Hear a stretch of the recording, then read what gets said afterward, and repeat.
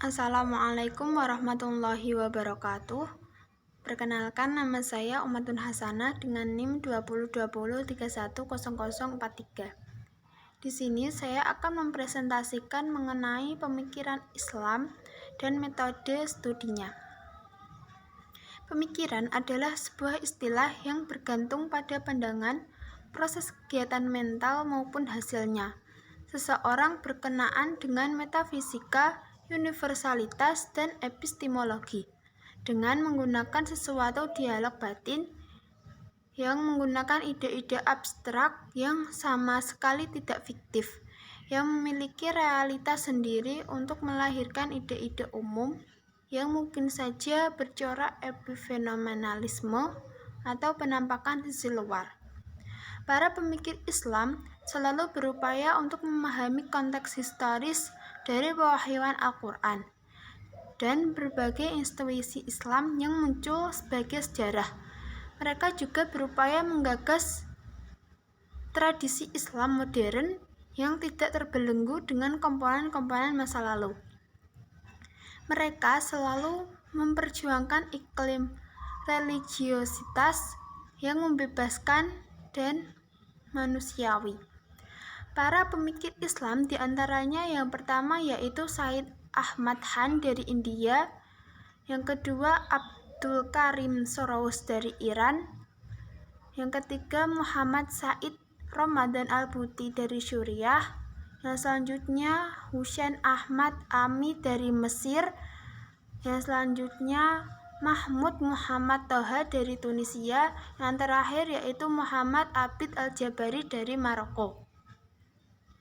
Macam-macam metode studi Islam.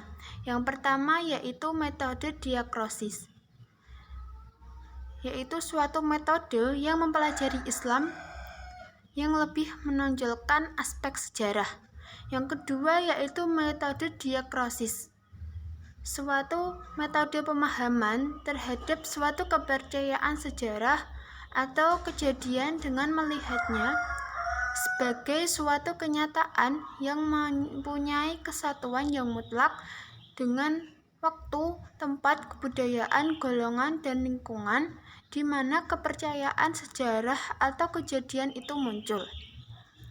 Yang ketiga yaitu metode sinkronis analitis.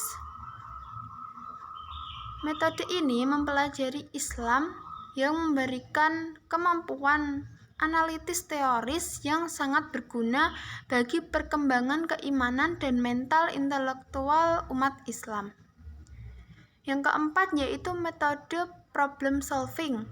Metode ini mempelajari Islam yang mengajak pemeluknya untuk berlatih menghadapi berbagai masalah dari suatu cabang ilmu pengetahuan dengan solusinya. Yang kelima yaitu metode empiris.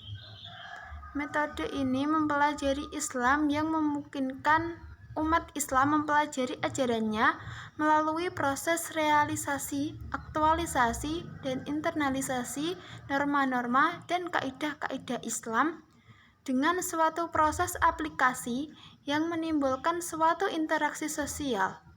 Kemungkinan secara deskriptif proses interaksi dapat dirumuskan dan suatu sistem norma baru. Yang selanjutnya yaitu metode deduktif. Metode ini memahami Islam dengan cara menyusun kaidah-kaidah secara logis dan filosofis. Dan selanjutnya kaidah-kaidah itu diaplikasikan untuk menentukan masalah-masalah yang dihadapi. Yang terakhir yaitu metode induktif. Suatu metode pemahaman Islam dengan cara menyusun kaidah-kaidah hukum untuk ditetapkan kepada masalah-masalah furu' yang disesuaikan dengan madhab-madhabnya terlebih dahulu. Sekian yang bisa saya sampaikan. Apabila ada kekurangan, saya mohon maaf. Wabillahi taufiq wal hidayah. Wassalamualaikum warahmatullahi wabarakatuh.